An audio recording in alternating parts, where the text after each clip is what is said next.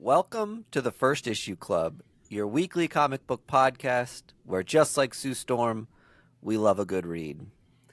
We're the First Issue Club. We talk about first issue comic books, the beginning of something. When you think about what comics were at the beginning, I guess the earliest form of them would be these political satire illustration sketches that you would see in newspapers from like the 1600s. And at some point, someone put a second panel next to one of those. And whoever Calvin or Hobbes of the time was Bill in Watterson. both. And it was supposed to be before and after, right? And you wonder if people looking at it at the time were like, why are there two Calvins? I've only ever understood there to be one Calvin at a time. Like, it must have broke people's brains to see sequential storytelling. To see sequential Calvins. Sesquicentennial Calvins. Sorry. And today, there's an infinite number of panels stacked right after each other, and God, am I thankful. I'll never run out of sequential strips. That also means there's an infinite amount of Calvins. Have you ever thought about that? We're living in a world of unlimited Calvins. Oops, Want all to feel Calvin. old? There's infinite Calvins. Yeah. There's like alternate universes of Calvins where he's like a good kid. Into the Calvinverse. I honestly thought That's you right. said we're going to say the first comic books were hieroglyphs. That's where I was going too. Oh, no, I wouldn't have thought of hieroglyphs. No, see, that's why you're the scholar and you're the Sorry, students. hieroglyph heads. Hieroglyphians. Sorry, Egyptologists out there. Yeah. That's my favorite Hogwarts house. 10 points to hieroglyph. They're just walking to class like this. Great King for the Tut. listening crowd. They knew what we were doing. Yeah. You fill in the blank, genius. I'm Mike D. I'm Greg. And I am Vargas. And together we're going to talk about a little bit of comic book news and then talk about a handful of first issues that come out this week, so you know what to check out, what's going to sound good to you. There's a different comic for everybody. Mm-hmm. They're not all superhero stuff. Maybe we're talking all superhero stuff today. I'm not sure. But comics come in a lot of flavors, and it's a great way to absorb new, exciting stuff. We all need a little escapism in the world today. What better way to escape than supporting art and artists? Come on! We are brought to you by Boulevard Space Camper Cosmic IPA. Let's see if I can get this on screen for our video viewers. What a beautiful can. We love Boulevard for not only creating one of the tastiest beers with a huge set of varietals for all your different hop pleasures, but we love them for making the show possible as well and bringing it to your ears. So cheers to everyone out there. Pick up a Space Camper Cosmic IPA for a refreshing hoppy brew.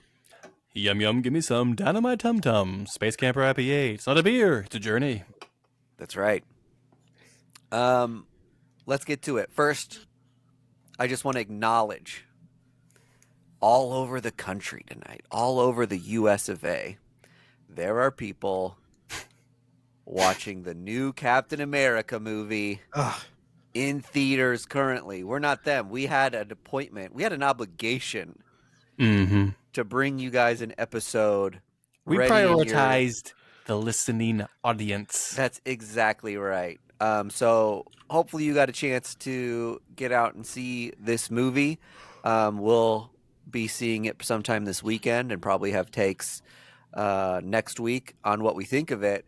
But I just wanted to get the group's early rumor mill impressions. What are you thinking? What are you feeling? Are you any less excited about this movie seeing any of the early reviews or ratings? I haven't seen any ratings, to be honest, so I don't know what Okay. people are saying. And it's not Yep. because I'm avoiding them. I just forgot it was coming out this weekend. Whoa. But to answer your question, I think I'm a little more excited about this movie because of the snippets we got from the new Thunderbolts trailer, wherein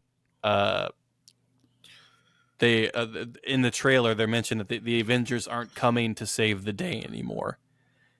So either something catastrophic happens in Captain America that we aren't privy to yet, and that wipes out the Avengers, or they're just busy, and they just didn't have time. Like they could not carry as much of a heavy meaning. It was they had to take an everything shower that night. So yeah, I know we had a handful of like TV shows and little things, and we had like kind of like Deadpool Wolverine movie, which was kind of like a Fox child that didn't totally feel like 100% ingrained in the MCU. So I almost feel a little bit like I've been pulled off of the MCU cold turkey for a while, and I'm kind of excited to go back to theaters and see like a real proper MCU movie. So you're like a junkie returning to the. That's right. I quit smoking Marvel, and then I said, "What's one Marvel gonna hurt?" I was freebasing it, to be honest. I would sneak out to my car during work. Yeah. I would do a quick line of Marvel, just to really feel something. Yep. And then I would go back and try to finish out the rest of my day. I would withdraw from my family. I would just like not go to social events because I was just too busy freebasing Marvel. I was just wherever I could get it. I was just taking it wherever I could. Mine started as a trip to Vegas where, I watched a Marvel movie because when you're in Vegas, you watch a Marvel movie, right? Yeah, right. And then I got home and, it was like I went to Walmart and I put, $5 in the Marvel movie machine. And then all of a sudden I didn't have money for rent. And then, when you get all these like, you can watch a Marvel movie while, watching your football game and like, you get all these. Yeah. Just the opportunity is too available. Is this bit too much? Did I go? The worst part was trying to hide it from my family, and then like that's what really the intervention was rough. Because the whole time they were just like, "You need to stop," and I was like, "I need to make mine Marvel, okay? Mine's Marvel." Are these pre-order movie tickets? I'm holding those for a friend. Did you buy these months in advance for some weird reason? Is this a Wolverine popcorn bucket? It's not what you think. Yeah, I'm excited to see it. I'm ready to get hooked again. It's at 53% on Rotten Tomatoes. Oh, right now the only movies below that are Ant-Man, Quantumania, and Eternals. I like the MCU. Ant-Man. I like Ant-Man too. I thought Ant-Man was fine, and I'm also maybe the sole defender of Eternals. I also really like that movie. My bottom of the barrel mark for Marvel is, I think, probably still Thor 2. I liked Thor 2. It's fine. It's fine, but it's not great. I would agree with Vargas in that it is not great. There was a concept, I don't know if you guys heard this, for Deadpool and Wolverine, that movie, wherein the movie was going to be a shot-for-shot remake of Thor: The Dark World 2, but with Deadpool interjected into it. And then like they were like 40 minutes into the movie, we'll have it like break, like something will have happened that changed the course of time. But up until then, it was just going to be like, this hysterical. Is the exact movie, exact lines.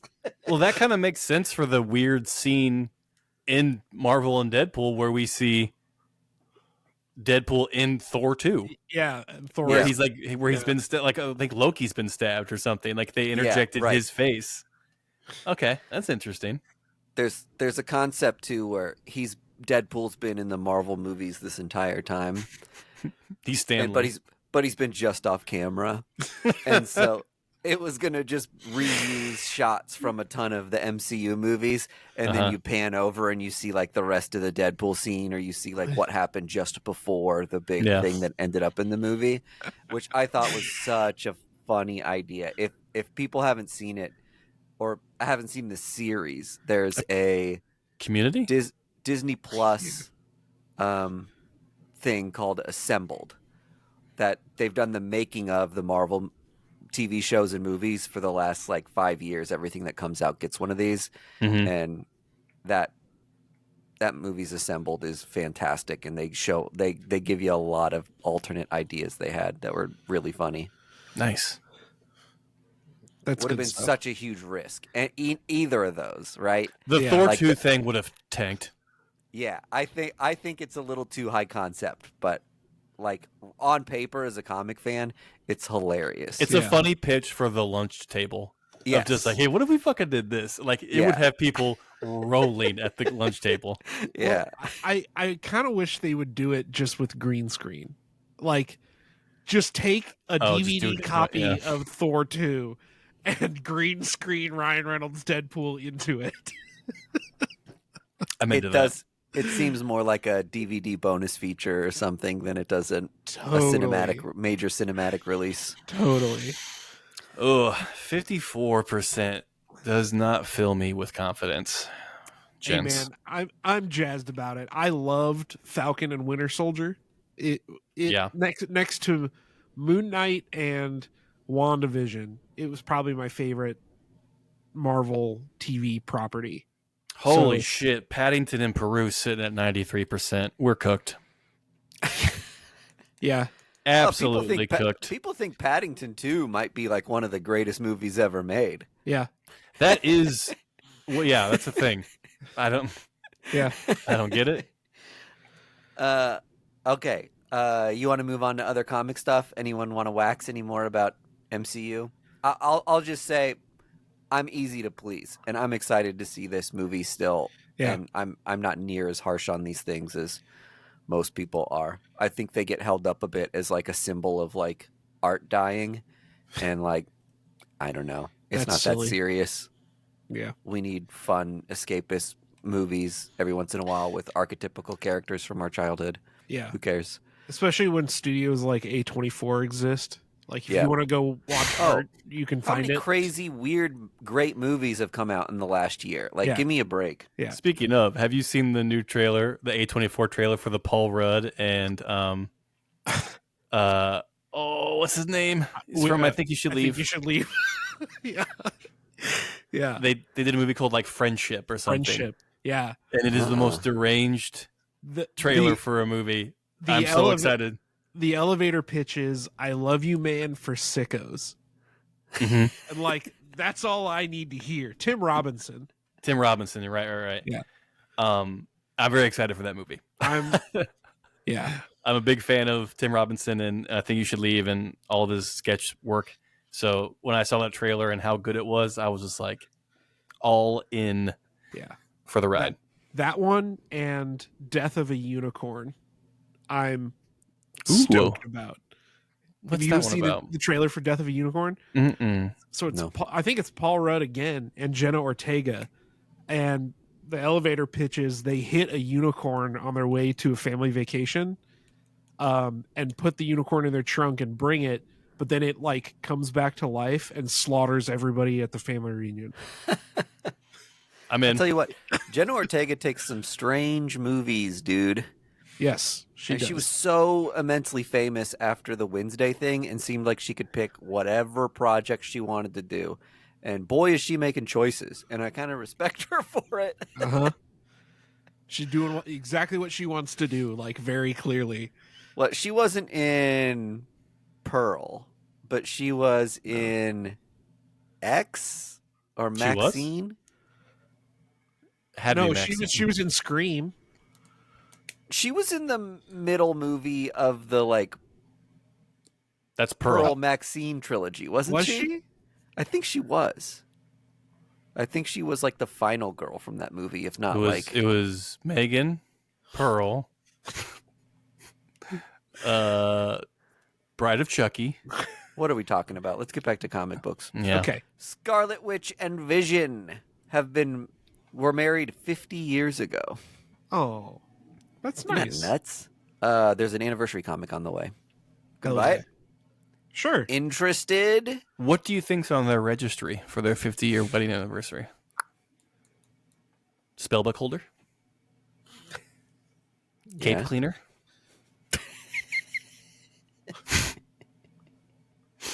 Soldering iron? Do you think they're gonna get back together? No. Nope. This will be a retrospective of their marital bliss and downfall. Yeah, I have There's no no idea reason. what There's this... no reason for them to get together. They don't need to be married. Well, I feel like since they've made Vision much more inhuman than he used to be, right? Mhm. Yeah. That over time they've embraced more of the robot side of him, and it's weirder for them to be in a relationship. Well, the last family Vision he created them. Yeah. Yeah. He seems God, more that would be- asexual than anything now. Yeah. Sure. Doesn't have feelings. Poor Vision. Poor Vision. Yeah. So to answer your question, probably not. Kind of fun to say out loud. Hey, they've been these fictional characters have been married for 50 years. Ain't that something, folks? Sure. Or Maybe at least they got married 50 years. Yeah. they hook up for old time's sake 50 years later. Hey, Wanda looks great for, Yeah. Yeah. Vision's a little rusty around the nice. crow's feet area. Yeah, yeah. His laugh lines are really showing. Let's see. How Breaking old... news! Rob let's Liefeld's hear it. quit Marvel. Oh, God. Deadpool Stop creator the reveals presses. he's cut ties with Marvel after Deadpool and Wolverine snub. Rob Liefeld stated on his Robservations podcast that Kevin Feige disrespected him and his family on the red carpet and does not treat comic book creators well. Thoughts? Concerns? Leave them at the door because we don't give a shit. I told you guys, my theory is he didn't get invited because nobody wants to hang out with Rob Liefeld. Rob Liefeld needs to stop quitting stuff. He's quit everything all the time. Last year, he said he was retiring from Marvel because of his age. Now he's quitting Marvel because of a snub from Kevin Feige. He started Image and then promptly quit Image because they didn't respect him or something. He started a Kickstarter campaign, promptly quit that. Rob Liefeld kind of has a track record of not following through on shit that he says he's going to do. I think, yeah, he's a big personality, and I think he likes being It's a cult of the- personality. in the zeitgeist. And some of the stuff he says, I just am not sure if it's genuine or if he just likes being in headlines or likes getting people to talk about his podcast or, whatever else it is. But that's like, this is the least shocking comic book news I've heard in a decade. It is a thing like he was just like, I haven't been trending in a month. Let me say some wild ass shit. Can I pose a question about this? Go for it. Who listens to Robservations? I've never listened to an episode. But then again, he's probably never listened to our show either. Okay, that's fine. But you two are, we run a podcast about comic books. Right. We are the definition of comic book nerds. Mm-hmm. And not a one of us has listened to an episode of Robservations. Right. And it's for the same reason I don't listen to Mark Millar's podcast. It's because I know who they are as a person, and I don't want to hear their takes on anything. I think if we were 10 or 15 years older, we might. I think we missed the window. That's not a true, little because bit. I'm still who I am 10 or 15 years older. I can still see him as a pathetic piece of shit. I think you have a different relationship with him as a creator if you're We never 10, 15 dated. years older. I don't have a relationship with Rob Stop the Liefeld. rumors. You think about the regard that people. I mean, we know enough about comics and comic history to hold Mm-hmm. Jim Lee in a really high regard and understand the things that those guys all did at Image Comics, and even if you have issues with Rob Liefeld, you still realize he's got like kind of a big place in the pivot of comics, right? Um, Yeah, but Jim Lee isn't out here wiling out on social media about some dumb shit. yeah, I know that, but we're talking about why don't we listen to his podcast? And I think if I'm trying to think of somebody like who was the Rob Liefeld of like 10 years later, because if that person started a podcast, if Robert Kirkman started a podcast, I would listen to that pretty I would listen to quickly. that, right? Yeah, but the difference is like Robert Kirkman has like created more than 3 characters and has been interesting for 20 years. Yeah. You know, I mean, that's a valid point. I mean, Robert Kirkman has been the driving force behind the not only comic book industry but pop culture at large with Walking Dead and Invincible. Rob Liefeld can't even sniff to what Robert Kirkman has accomplished in his short amount of time in comic books. Yeah, it would be like if like Nathan Edmondson had a podcast. Who? Exactly. he did Punisher and Black Widow at Marvel. He did The Activity. He did a couple of books with Mitch Gerards. But like, you know, he was a big deal when he was writing comics, but then he like didn't do anything. I don't know. But I get where you're coming from, Mike D. Where like, Can I also say this too? We are the youth of the nation jumping on Rob Liefeld right now for something I think if you took Rob Liefeld's name out of it, we would all be like, that fucking sucks and is lame. The idea that a guy could create a comic book character and not even be able to go to like the celebration of the movie being released. Like, that fucking sucks. Chip Zdarsky wrote a comic about it, like the public domain. Right? Like, that's a sad, tragic story, and these people should be like get more credit for the things they created. When we look at Superman, like, you can't do it, or Batman, you can't do anything with like Bob Kane and Bill Finger's name right in front of it, right? To add context to this, Yep. Rob Liefeld was invited to the premiere Yep. and to the red carpet. He was taking umbrage with how Kevin Feige treated him. He felt like he wasn't given the right amount of respect because of what he did for the Deadpool name. And I couldn't find any info about not being invited to an after party or, you know, whatever, like someone else going to an after party and he didn't.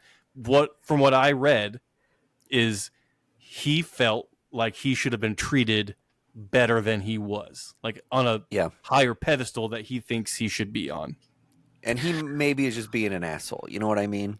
And I think, and I agree with you. Of just like, if you isolate the event of just like, I created a character, and if I wasn't allowed to go to a movie about the character that I created, that's bullshit. But we can't isolate it when it comes to this certain creator, because it's just another long line of instances that he has done something or said something that is, you know, cringy or eye-worthy, or just like showing who his true character is. Maybe like just like blowing out of proportion something that happened in real life that didn't happen the way it really did. You know, does that make sense? It's just like, Rob, calm down. I wonder, to your point, Mike. Yep. I wonder if the exact same thing happened to, let's say, Jason Aaron at the Thor Ragnarok premiere.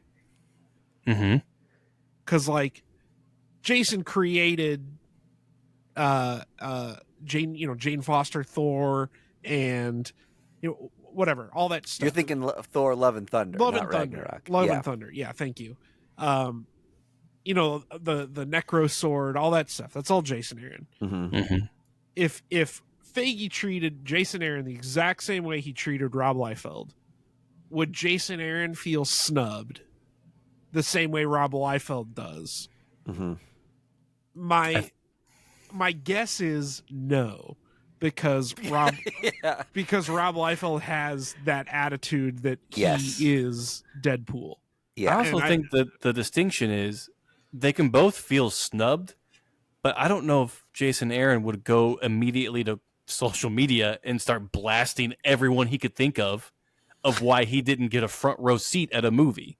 Yeah. It's just tact and like awareness Yeah. of the situation. I also think there's a difference too between we're getting into the nuances of like a hypothetical situation here. That may or may not have. Yeah. But, Mhm. Yeah. but I think there's also like if I was going to I would think in that scenario, Jason Aaron would be more valid in feeling wronged were that the case because he wrote the story that the movie is very literally based on, whereas Uh-huh. Rob Liefeld, you know, Made the Made character, helped made make up the a ca- character. made this character with, collaborators, and then like it spun around a bit, but his source material was pretty far detached from Mhm. what the Deadpool Wolverine movie ended up being, right? Yeah. I don't know. Totally. Weird convo. We've talked about this before. Where like Yeah. I It's just- I would make the argument every time that Joe Kelly has more of a right to be called the creator of Deadpool than Rob Liefeld does. Yeah. Or Roy Thomas, to be honest. Just shout. Call back to an old bit. That's good. Yeah. Like Joe Kelly defined who that character is now. Mhm. And Like, it's just you know, it's just a joke that Rob Liefeld retires now. It's just like yeah, we've Yeah. seen that 5 times in the last couple of years. yeah. I would even argue that Brian Posehn has more of an impact on Deadpool than Rob Liefeld. I mean, yeah, you could make that argument. I don't know. Moving on. I'm not gonna. Yeah, let's not get into it. Maybe No, let's get into it. We've done it enough. I'm more of a fence rider on this issue than This than is you literally guys. the Simpsons meme of "Stop, he's already dead." Rob, hit us up. Come be on our podcast. No, I Or- don't no, even no, want that. I Sorry. don't even want that. We will come on Robservations. That I probably will do. What else do you got for news? Nothing. Nothing? Are we getting right into We comics talked- already? We talked about a couple other things on the Patreon today, involving like some. Oh, I false- didn't. Go ahead. I was just gonna say I did an interview with Matthew Rosenberg that we're going to be dropping in a couple weeks. Yeah. No big deal. It was very cool of Matthew to come on and talk about his new book. We are taking everyone down with us out on Image Comics. It will hit your local comic book shop March 26th.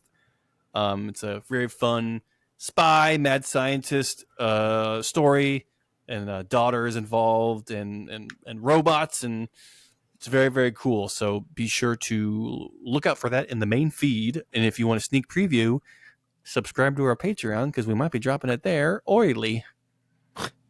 Who knows? Right Who knows what on. we'll do? Vargas, per usual, I think you read the most first issues. Sure. Always the Let's overachiever. Let's pass to you if you don't mind. Okay. No problem.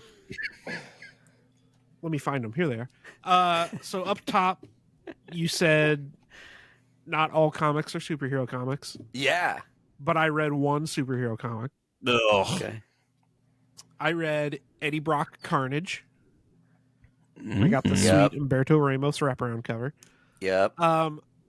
I didn't finish Venom War, or I haven't read all of Venom War yet, so I don't know how that ended. So I didn't know what this book was going to be going into it. I just got it because it was a Carnage book and Charles Soule's writing it, so kind of sold me there. But this book rips, and it rips hard. So Really? yeah. So I would equate this to Eddie Brock and Venom are linked together, and if one of them dies, the other dies. That's like the setup, right? But in order to kind of placate Carnage and keep him from killing everybody, worldwide, Eddie Brock has said, okay, I will let you kill people, but I will only let you kill serial killers. So they're traveling across the country with this podcast host as their like man in the chair, and they're hunting down serial killers. All right, that's pretty cool. That's pretty great, That's right? a very great idea for a story. Yeah. The fact that it's like a criminal murder podcast host as the guy that's like, I know everything about serial killers. Yeah. Funny. Yeah, it's Dexter in the Marvel universe. Okay. And it's awesome. It's way bloodier than I thought it was going to be. The Is it a red band? It's not a red band. It's not. The interaction between Carnage and Eddie Brock is really good because they've spent so long like being enemies. Between like all the King in Black stuff, all the new Venom, Al Ewing's run, Venom and Carnage have just been at each other's throats. So to see them kind of having to like odd couple, it was interesting. That antagonism between the two of them is really cool. There's a great scene in the back of the book where Eddie wants to talk to Carnage face to face, and they like go into his subconscious and talk to each other as characters facing each other, and it's really good. It's a great book. If any of the stuff that I have said even piques your interest a little bit, I would absolutely recommend this book. Go check it out for sure. Nice. You actually piqued my interest into it. Dude, it's really cool. I don't know where it's going to go or how long it's going to last. But if they keep up that pitch and this whole book is just like 12 issues of Eddie and Carnage tracking down different serial killers, like I'm sold. I'm going to pick up every issue. Yeah, that does sound cool. I skip a lot of Carnage stuff too because half the time it seems like the point to me of those comics is to be like, isn't it fucked up how crazy this guy is? Yeah. And that doesn't do it for me. But putting Eddie with him is a whole different thing. Yeah. It's very good. It's very good. Yeah. I also read Cyberpunk 2077 Psycho Squad by Dan Waters and Kieran McGowan. Oh, I love Dan Waters. Yes. But before you get into that, yeah, I just want to say we read a Cyberpunk book a couple years ago that Cullen Bunn did, and it fucking ripped. Yeah. So I'm all invested in this Cyberpunk 2077 stuff. Yeah, that was the trauma patrol or something, whatever it was. Yeah, so this is Cyberpunk Psycho Squad. I have a hard time recommending this book because you have to at least have a cursory familiarity with the world of Cyberpunk. Mm-hmm. And if you're going in completely blind, I feel like you may have a hard time rolling with all the stuff they're throwing at you. Got it. With that out of the way, this book was awesome. Can you watch the anime and still get what's going on? Yeah, totally. Okay, totally. Go watch the Cyberpunk anime on Netflix if you're over 15 years old. And let me say this too. I think this is something where like I knock this sort of thing on a comic that's like a volume 1. Mm-hmm. Like if you're first introducing this to like the medium of comics, you need to hold our hands a little bit more.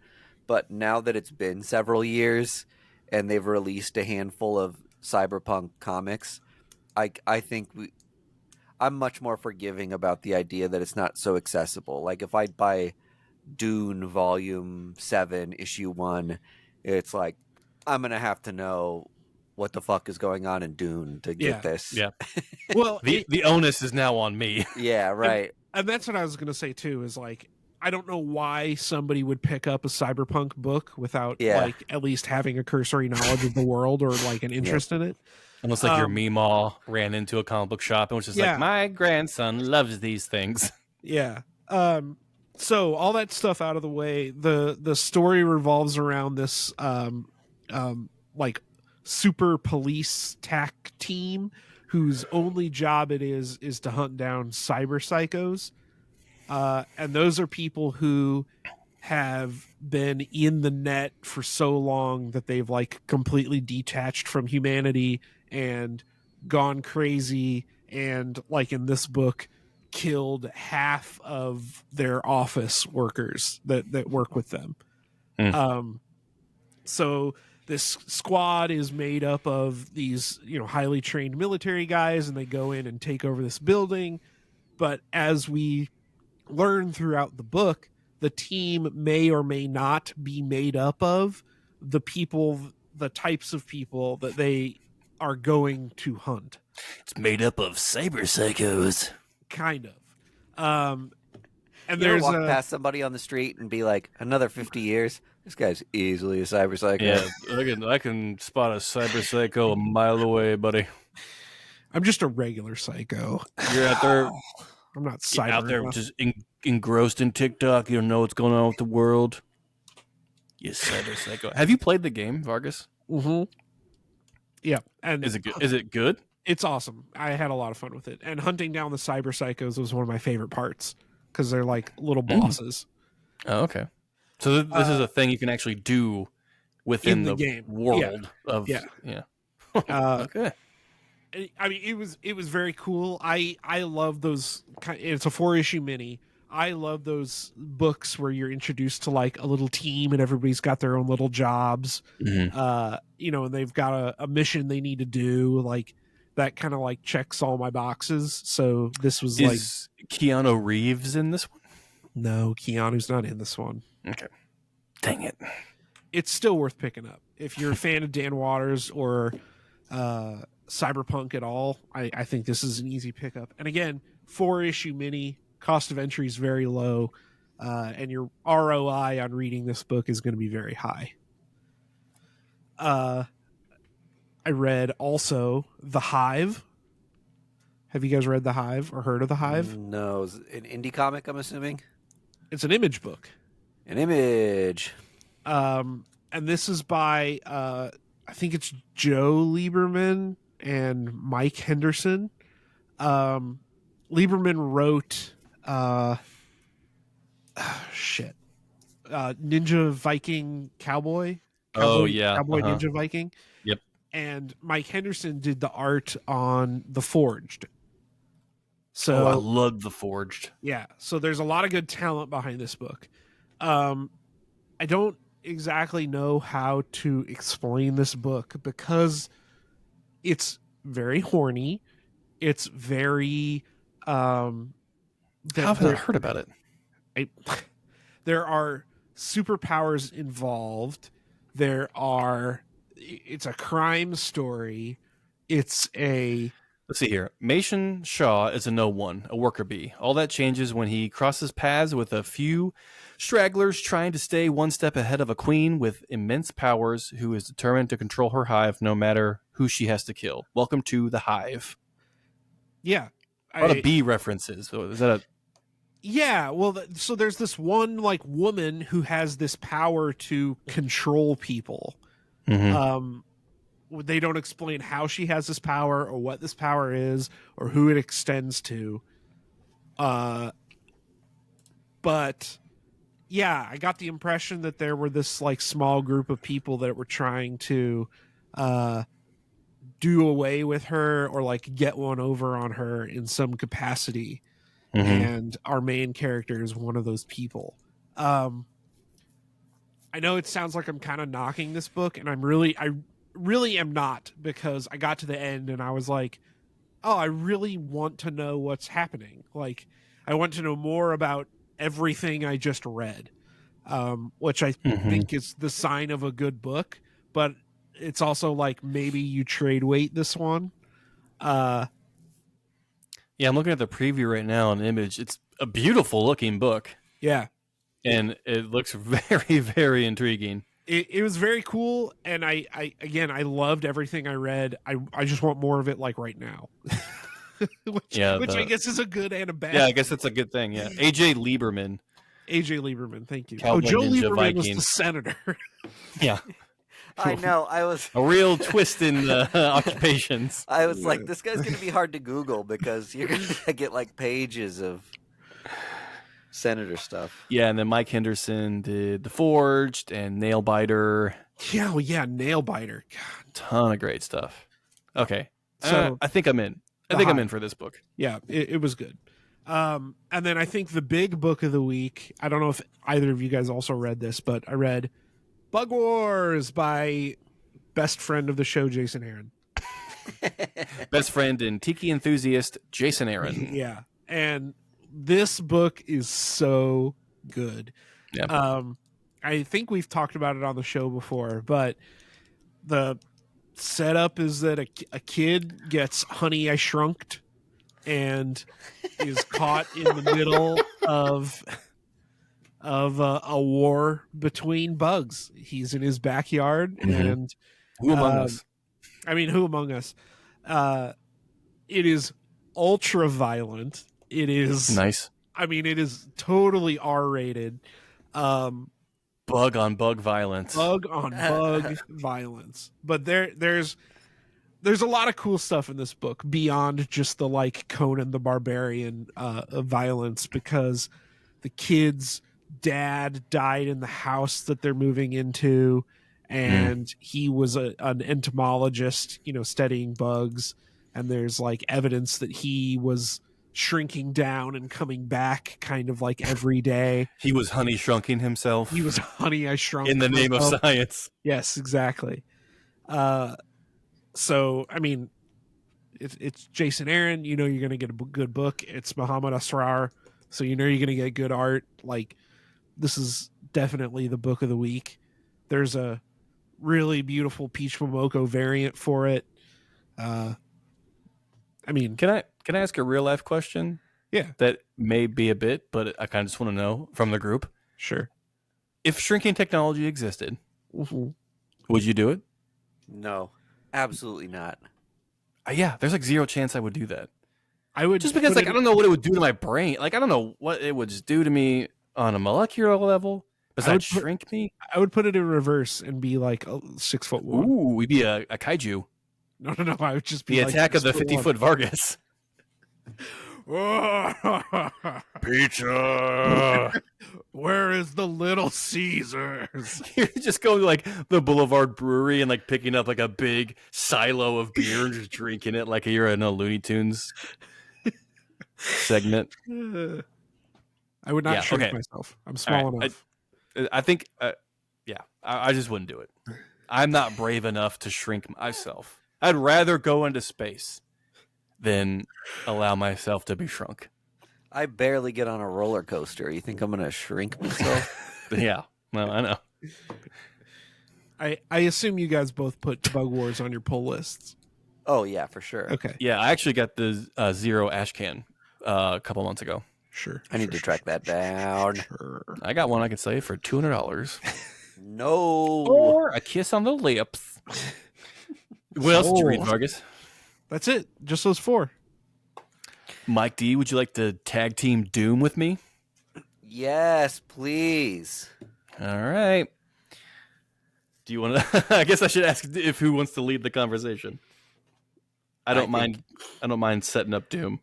Please go. All right, y'all get ready because we about to be dooming. This is gonna kick off the year of Doom for Marvel Comics.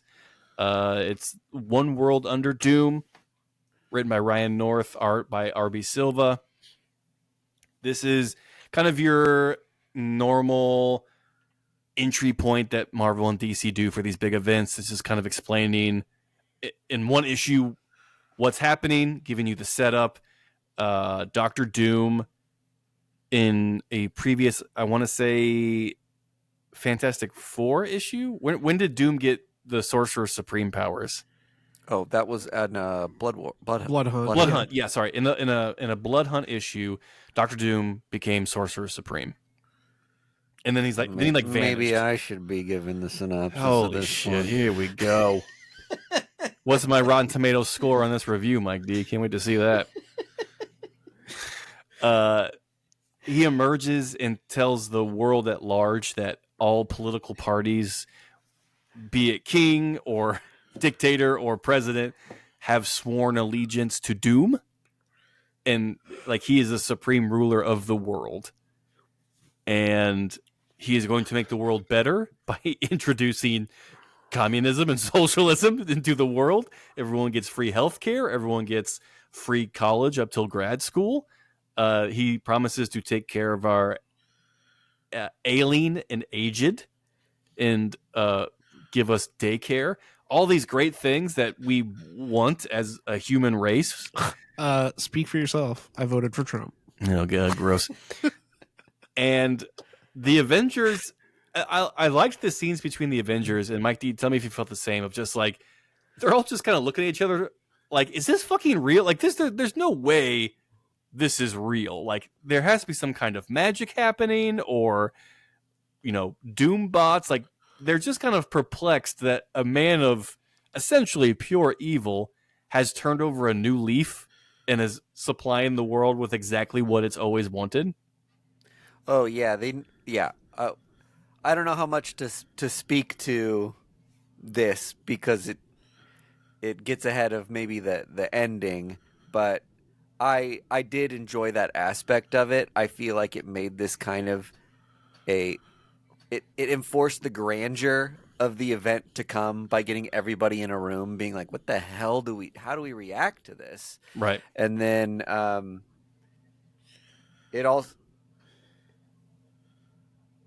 felt big to me, kind of in a way that, like, God, what was the big War of the Realms?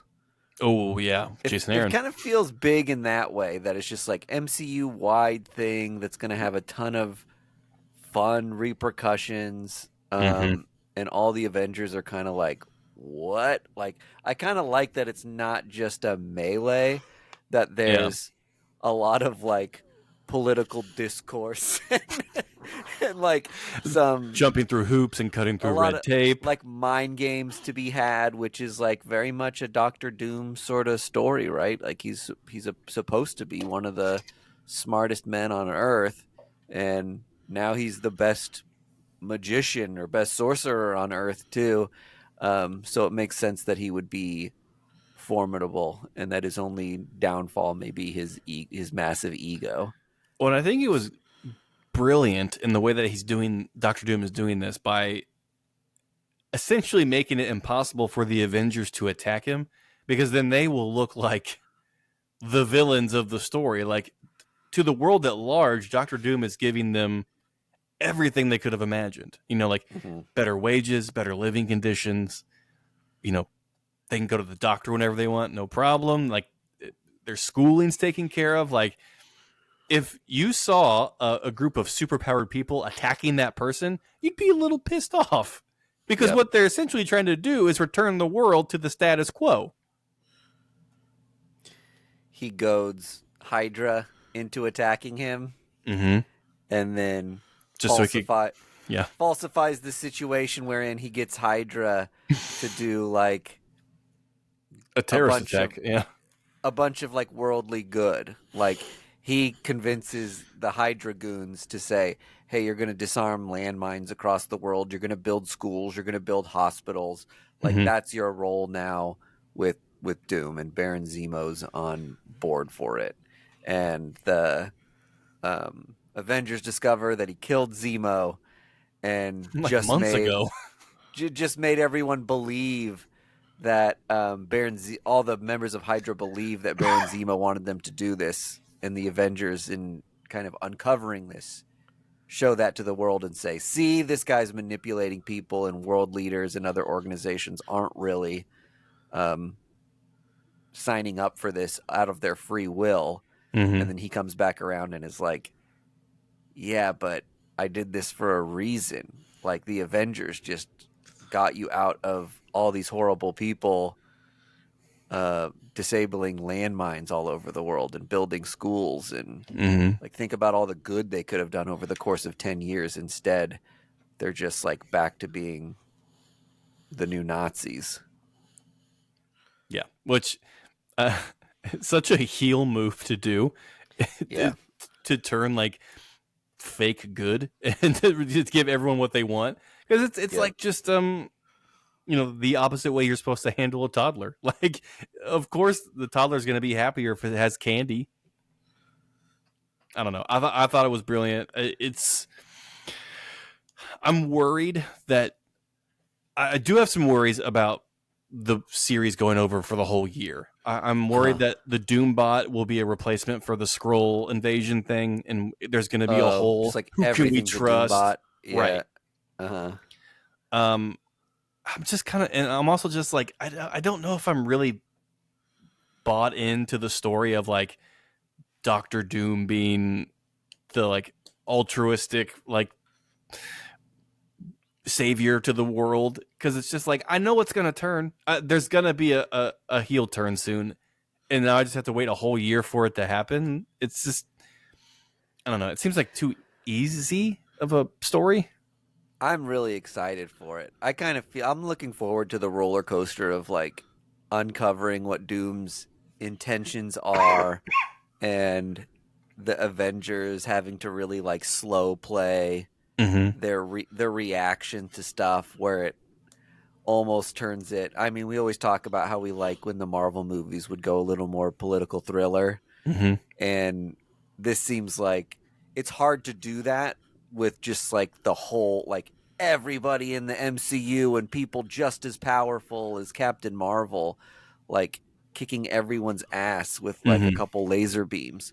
But when it becomes a mind game of morality and playing to people's wants and desires, it becomes like this interesting commentary, I think, too, on our political situation in the world today, and what people think they want versus what they're getting. And I don't know. I'm super intrigued by it. I thought this first issue kicked ass, and yeah, okay. It wasn't a bad first issue. I don't want to paint it like that way, but it's just like, does this idea have enough steam for a year long event? This isn't like over the summer or like a 3-month period. This is their whole year.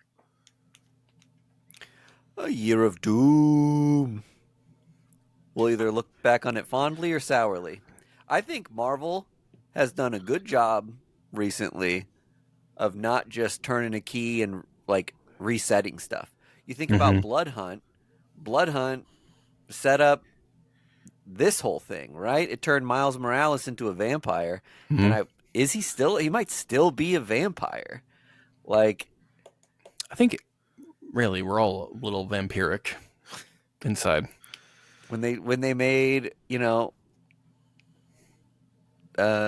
what's his face? Or they made Black Widow like a Venom sort of character. She's still Venom. That lasted a really, really long time. Dylan Brock as Venom lasted a really long time. I kind of like that these things have a little more longevity and pay. And that's maybe just the sort of reader I am, that like I buy and read so many Marvel comics that it's fun for me to see things play out a little longer term than be like a 6-issue thing that is just like they beat the guy. Like I like a more of the ride and more rolling repercussions, and by doing it at least a year, at least like some of the ways it affects the characters, it has the freedom to affect them for until the end of the event at a minimum. We shall see. We have a year to argue and debate. I would say if you are a lapsed comic fan and you like Doctor Doom and want to get pumped about like that character showing up in the movies, or get reinvigorated by like this Fantastic Four stuff that's coming out, like this seems like maybe a fun event to just like pick up an issue here and there and follow along a bit. As for how many characters were in this book, I felt like it was bizarrely accessible. Same. Yeah. I mean, it's pretty straightforward. A villain goes good, and the good guys are confused and have to stop it. Yeah. And should they stop it? well, what was I going to say? I love the thought bubbles for Doom. Normally they're outlined in green, and Doctor Strange's are outlined in red, and his had both outlines around them. Right. I thought that was like a really fun touch. That's cool. It's the small details that we It's like. the little things, really, that just make a relationship special. Yeah. I also read, if we're done with Doom talk, Yep. Creepshow in Love. It's the Valentine's Day anthology horror Creepshow. It's 3 stories. I'm so glad you read it. It was really good. There's 3 fun Valentine's Day horror stories. One's by Mirka Andolfo. The other one is by Patrick Horvath. And the other one is by Yul Pyong Oh. They're super fun. One is about so the Patrick Hovarth one's really funny because in the beginning you think he's just buying fentanyl, this kid in the back alley, but he's buying like concentrated love powder that to like make people fall in love with him. And the guy selling it to him is just like, you use half a grain of salt of this behind your ears and that's it. Like if you use too much, people will lose their minds falling in love with you. And of course, I think he gets in like a fender bender and it like spills all over him. And the horror show that happens from that is just delightful. And Patrick Horvath is so good at is so good at like illustrating just grotesque body horror. And this was like the perfect avenue just to explore the righteous things you can do with the medium. So I have been and will continue to advocate picking up these anthologies whenever you get a chance because it's a great, it's a great way to ingest creators in quick succession that you don't normally read from that much. Did either of you guys do Patrick Hovarth's crowdfunded book? No, It was good. I really liked it. Is that the one that eventually got into a book, like a comic book that you can like pick on the shelf? I don't know if you can pick it up on the shelf. The Kickstarter thing, it wasn't Kickstarter, it was Zoop. I always say Kickstarter regardless of what crowdfunding site it is. But they sent the book out maybe a month ago, and he sent out original art, I think with every single purchase. Wow. Damn. Yeah, it's crazy. I got I got something like the size of a panel, but it's full watercolor, like... That's cool. Really rad illustration. That's worth the price of entry. Oh, for sure. Nice. He's good. That's all I read for the week. Nice. Is that it? Is that an episode? It's a show. It's an epi, baby. Holy cow. Well, this is dropping Friday, so for all you lovers out there, happy Valentine's Day. Remember, consent is key, and sometimes love isn't physical touch, but sometimes it's just doing the dishes and picking up your underwear off the carpet.